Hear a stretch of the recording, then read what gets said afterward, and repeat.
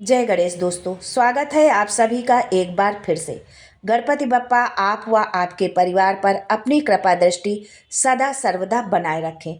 दोस्तों, यदि आप अपनी लाइफ में कुछ नया सीखना चाहते हैं तो चैनल को सब्सक्राइब जरूर करिएगा। दोस्तों, सोमवार का दिन भगवान भोलेनाथ को समर्पित है। उनकी महिमा का वर्णन तो कोई नहीं कर सकता है। भोलेनाथ अवघड़दानी है।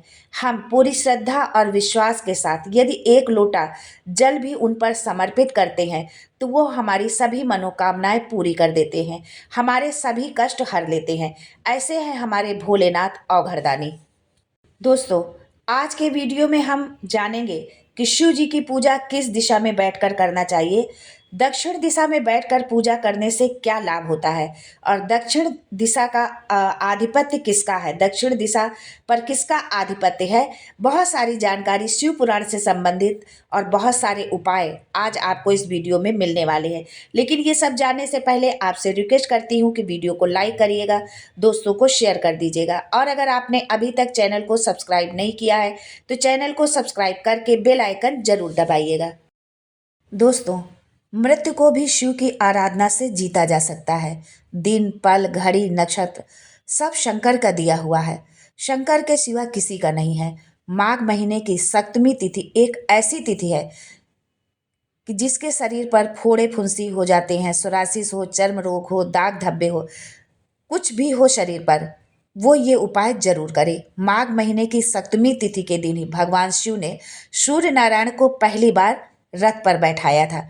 भगवान सूर्य नारायण ने सभी की प्रार्थना की, सभी से विनती किया कि उनको कोई ऐसा वाहन दिया जाए जिससे कि वो अपने भक्तों तक शीघ्र पहुंच जाए। किसी ने नहीं उनकी सुनी।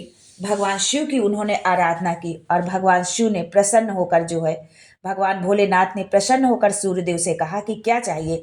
सूर्यदेव ने कहा कि हमें ऐसा वाहन चाहिए जिससे मैं शीघ्र द्रुत गति से अपने भक्तों तक पहुंच सकूं।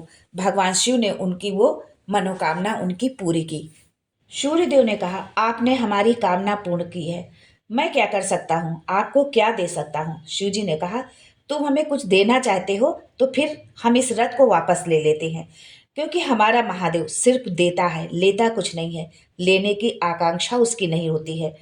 शिव जी ने सूर्यदेव से कहा कि यदि आप हमें देना चाहते हैं तो जिस दिन आपको रथ पर बिठाया गया है वो दिन दान और पुण्य का दिन हो और काया के रोग से मुक्ति का दिन हो। अगर आप बीपी, शुगर, डायलिसिस, बाईपास जितनी भी टेबलेट चल रही हो और उस टेबलेट से पीछा छुड़ाना है तो शंकर का स्मरण कर 108 समी के पत्ते जहां शंकर जी की पंचायत लगी हो शिव जी पर समर्पित करें। 5 कमल के गट्टे समर्पित करें, एक शमी का पत्ता चढ़ाएं तो फिर पानी चढ़ाना है। यानी आप पहले एक शमी का पत्ता चढ़ाएं और फिर पानी चढ़ाएं, फिर दूसरा शमी का पत्ता चढ़ाएं और फिर पानी समर्पित करें। आपको ऐसे ही पहले शमी पत्र चढ़ाना, फिर जल चढ़ाना है, फिर शमी पत्र चढ़ाना, फिर जल चढ़ाना है। इस तरह से आपको 108 बार जो है ये क्रम करना है। अपना नाम और गोत्र का स्मरण करते हुए आपको ये क्रिया करनी है। बाबा से विनती करिए, शिव पंचायत का पूजन करिए और घर पर अपने वापस आ जाइए। जितने भी रोग बीमारी हैं सब समाप्ति पर होंगी। आपको कोई टेबलेट नहीं खाना पड़ेगा, बस बाबा से आपको विनती करना है, निवेदन करना है। जहाँ शिव पंचायत है यानी कि सूर्य नारायण, पार्वती जी, गणेश जी, भगवान शिव, ये शिव पंचायत में आते हैं। बहुत कम मंदिर होते हैं जहाँ शिव पंचायत हो। वहाँ जहाँ पर शिव पंचायत है वहाँ पर आप एक लोटा पानी शमी के 11, 21, 31 पत्ती जल में डालकर नाम गोत्र का स्मरण करें। ये गर्ग संहिता में वर्णित है, गर्ग संहिता में लिखा हुआ है कि आप जितनी बार शमी पत्र डालें उतनी बार नाम गोत्र बोलें, पर अगर आप इतनी बार नहीं बोल सकते तो एक बार ही बोल लें। शमी पत्र का जल महादेव को समर्पित करें। शिव पंचायत का दर्शन करते करते आप ये क्रिया करें जो है। एक पात्र आप रख लें, उसमें शिवलिंग के चढ़े हुए जल को एकत्र कर लें। जो आप जल चढ़ा रहे हैं तो वो शिवलिंग से होता हुआ जो नीचे गिरता है जलहरी से, आप उस जल को एकत्र करके एक बोतल में भर लें। लगभग 15 दिन आप उस जल को तेल की तरह पूरे शरीर में लगाएं। ज़्यादा से ज़्यादा 20 दिन, 21 दिन या एक महीने में धीरे धीरे आपके शरीर का में जो था दाग धब्बे थे या जो भी आपको तकलीफ थी वो धीरे धीरे सब ठीक होना जो है प्रारंभ हो जाएगा। दोस्तों, यदि आप शंकर के मंदिर पर जाकर जल चढ़ा रहे हैं, दूध चढ़ा रहे हैं, बहुत पूजा आराधना कर रहे हैं, फिर भी आपकी भोलेनाथ नहीं सुन रहे हैं, आपकी इच्छा नहीं पूरी हो रही, आपके कष्ट नहीं दूर हो रहे, तो जरूर अपनी सेवा में कमी होगी, क्योंकि शिव देने में कमी नहीं रखता है। बहुत लोग कहते हैं कि मैं इतने दिन से जल चढ़ा रहा हूँ, इतने दिन से बेलपत्री चढ़ा रहा हूँ, 16 सोमवार के व्रत कर रही हूँ, पशुपतिनाथ का व्रत कर रही हूँ, भगवान नहीं सुन रहे। तो भगवान की गलती नहीं है, गलती हमारी जो है पूजा आराधना में है, गलती हमारी है।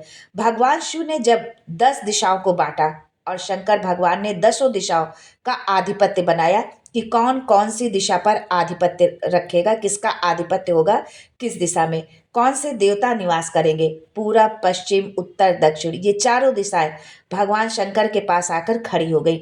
धीरे धीरे ईशान, वायव्य, सभी 10 दिशाएं सामने आकर खड़ी हो गई। केवल एक दिशा ऐसी थी जो भगवान शंकर का स्मरण कर रही थी, पूजन कर रही थी, आराधना में, भगवान शंकर की आराधना में लीन थी। दोस्तों, आप सबके मन में कभी न कभी ये विचार आया होगा कि शंकर जी की जलाधारी उत्तर की ओर क्यों होती है। केवल एक दिशा ऐसी है जो भगवान शंकर की आराधना में उस समय लीन थी। सारी दिशाएं आपस में चर्चा कर रही थी। वहीं पर उत्तर दिशा खड़ी होकर दक्षिण दिशा पर हंसने लगी। दक्षिण दिशा ने कहा कि हे भोलेनाथ, आप तो शमशान में निवास करते हैं। जो मुर्दे को लेकर के आएगा, मृत शरीर जिसका होगा और उस मृत शरीर को लेकर के आएंगे और उसका चरण दक्षिण दिशा की ओर होगा। शमशान में प्रवेश करने से पहले वो मुर्दा भले ही मर चुका होगा, लेकिन शमशान में प्रवेश के 5 कदम पहले से जो भी मुर्दे को लेकर शमशान में आएगा, जितने लोग शमशान में प्रवेश कर रहे होंगे मुर्दे के साथ में, उन सभी को काशी की परिक्रमा का फल मिल जाए। ये वरदान मुझे आपसे चाहिए।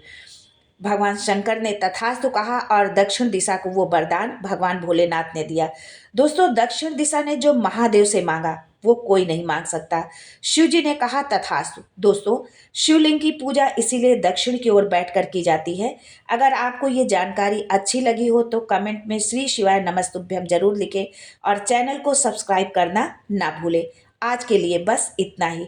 दोस्तों, मिलते हैं अगले वीडियो में एक नई जानकारी के साथ।